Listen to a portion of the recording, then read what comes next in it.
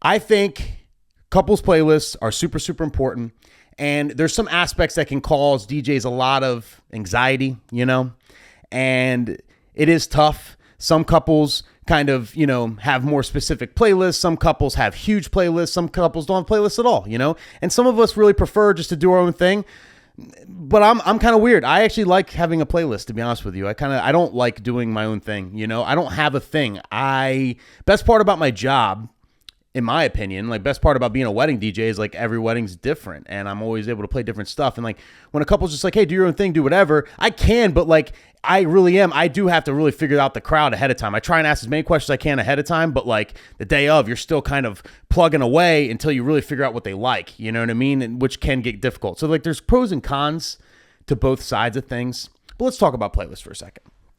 So when you're doing weddings, okay, specifically, because I can't speak on other than that. I do weddings. But I'm sure there's similarities when it comes to, Sweet 16s and stuff like that. But, quinceañeras, whatever you do, mitzvahs. There's usually two different kinds of playlists you might receive, okay? One is a must playlist, you got to play this shit. But then sometimes you get a playlist that says, the couple will be oh, well, just to get a feel. Here's a playlist just to get a feel for what we like, This is just to get a feel for what we like playlist. And I want to give you some tips on how to handle each situation. So the must playlist, like I showed you, you organize this way, okay? If you have a must playlist, you go through the whole thing, you listen to each song, you familiarize yourself with the song, right? Or refamiliarize yourself with the song. Try and figure out where it'll fit best, right? Is it a cocktail hour song? Is it a good dinner song? Will it work early on? Is it September by Earth, Wind & Fire? Is it Pitbull? You can play that the first set. It'll work. Old people will like it. Young people will like it. Knock it out first set, right? Or is it a Lil Wayne mixtape song? You know what I mean? Did they request the newest Drake?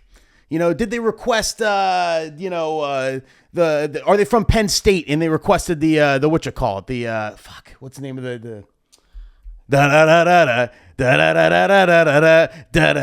let's go Penn State. What's that song again? Zombie Nation.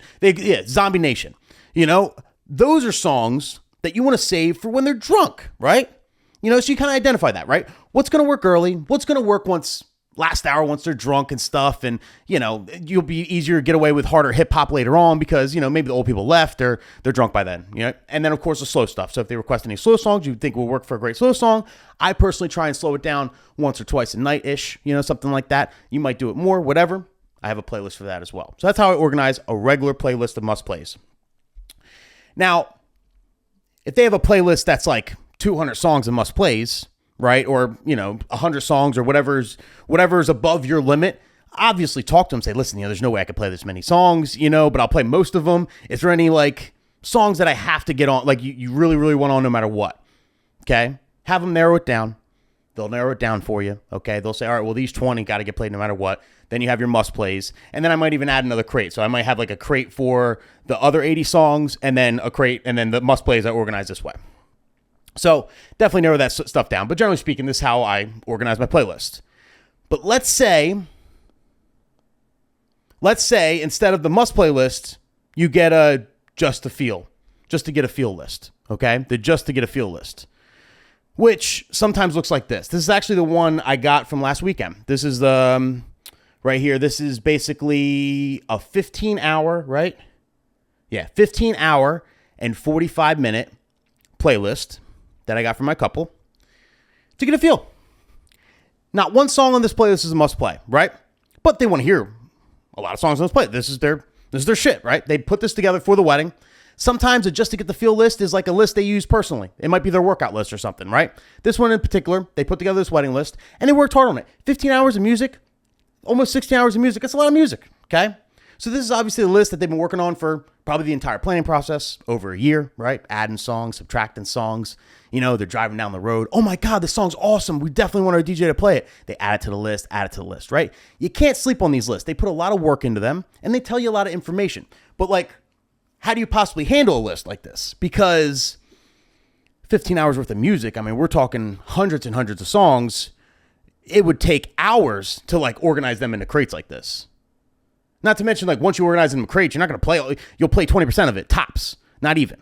You know, so like it's not really worth it, in my opinion, to put it all into crates like this if it's just to get a feel list. This is how I handle it. When you get a list like this, the biggest advice I can give you is to listen to it. What I do is I take this list, and it's always the day of the wedding. It can be while you're getting ready. It can be while you're driving there.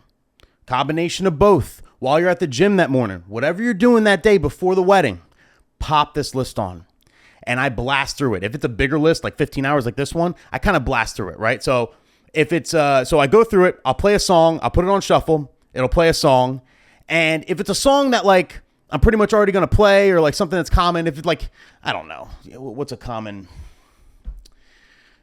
Don't Start Now by Dua Lipa, okay? I'm going to play that probably, right?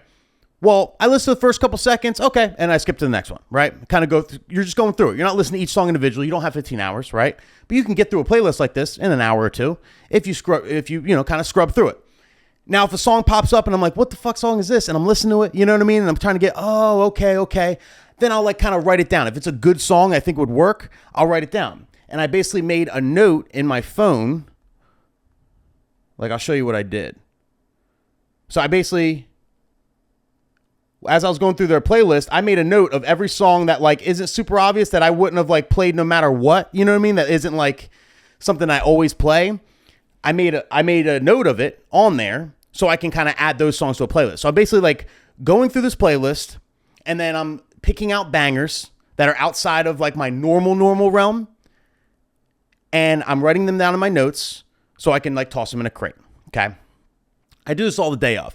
Now, you super preppers, probably do a day of. I got to have all this done ahead of time. The reason why I do this a day of, right? And I'm only picking out, I think I picked out like maybe 30 bangers. So, it took like 20 minutes or so to put it in a list, like once we got to the wedding. But the reason why I do it the day of is because I'm super familiar with the list when I get to the wedding. That's all I listen to the entire day. So, as I'm going through my crates, as I'm DJing, I come across Tipsy by Jay Quan. I instantly thought like, oh yeah, that was on their list. I heard it earlier. Like I heard the first couple parts and then I skipped to the next song, but I remember hearing it earlier. It was definitely on their list. They definitely want this. Bam, I'll play it. You're familiarizing yourself with the entire list. Human mind is a beautiful thing, right? I smoke a ton of pot, but I still remember all the songs I listened to that morning that were on the list, and it would just pop into my mind. So I'm going through my crates. All right, what do I play next, right? I'm like, 95, 100 BPM, da-da-da-da. What's in the key? You're kind of going through, like, planning out your next move. And I'm identifying songs that I heard earlier on the list, so I know confidently, like, oh, that was on the list. Bang, definitely playing that. And it helped me narrow down even quicker.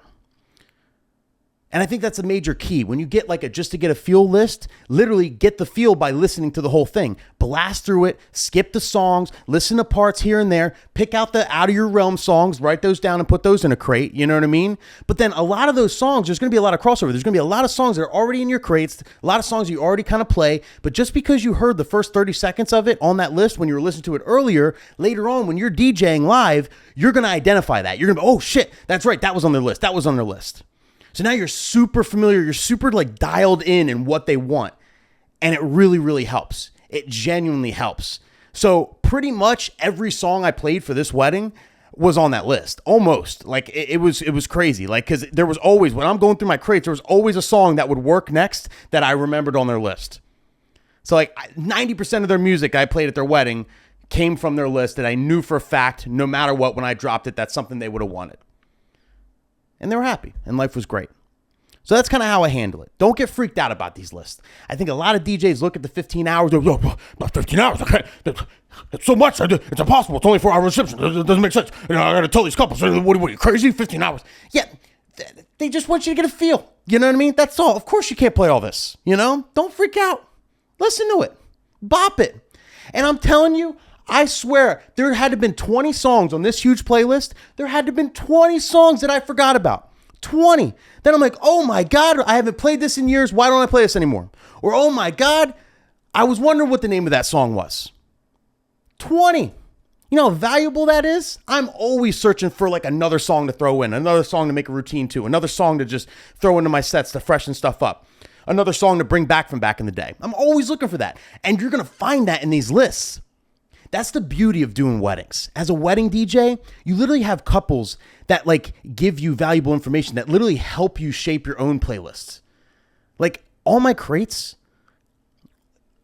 like I don't know the percentage, but a lot of the songs in my crates are from couples requests. From couples requesting a song, and I'm like, oh shit. I have entire crates that I made just because of couples. I had a couple once that through the whole cocktail hour, all they wanted, and dinner, all they wanted was TRL hits. TRL hits from back in the day. Carson Daly's #1 hits. That's what they wanted for dinner and cocktail hour. If it wasn't a TRL hit, don't play it. I'm like, that's actually a pretty good idea for like that age group, right? I made a whole crate full of TRL hits, and I still have it to this day from that one wedding, you know? So it's just so useful. This is something that like club DJs don't get, you know? If you're a club DJ, you don't do weddings at all, you're either, you know, going out to clubs and hearing what other DJs are playing, and you're doing your own digging, and that's about it, you know? You really don't get requests, you know, I guess at a club, you know, play Bad Bunny or whatever, but you don't get lists like this. These are valuable. This is like what regular, everyday people are listening to. So don't sleep on these lists, DJs. Don't be like closed-minded saying, you know, well, I do what I do and da-da-da.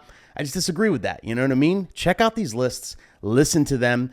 You're going to find some bangers in them that you're going to save for other weddings and other events. And you're going to be super familiar with it because you're listening to it the same day. And when it comes to DJing, you're going to be going through stuff like playing stuff. Oh, this was on the list. This was on their list.